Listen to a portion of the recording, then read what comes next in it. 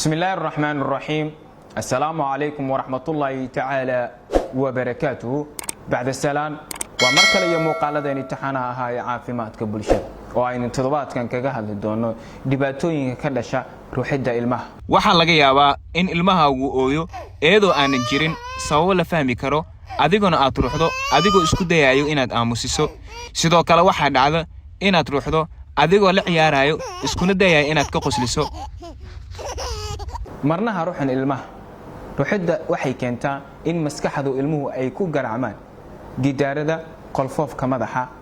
dhibaatooyinka ka dhasha ruuxda ilmaha waxa kamid ah barar iyo dhiigbax ku yimaada maskaxda dhiigbax xagga dambe ee indhaha waxa dhaawac soo gaara qoorta iyo xangulaha sidoo kale waxa si fudud ku jabi kara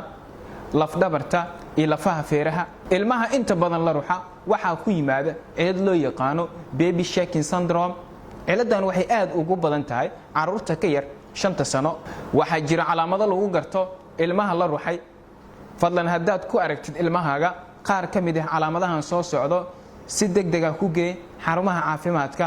cuna xume dhibaatooyin la xiriira xagga neefsashada amal xume aad u weyn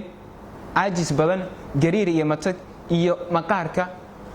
midabkooda doorsooma intaas ayaan ku soo gabagabeynaya wassalaamu calaykum waraxmatullaahi tacaala wabarakaatuh.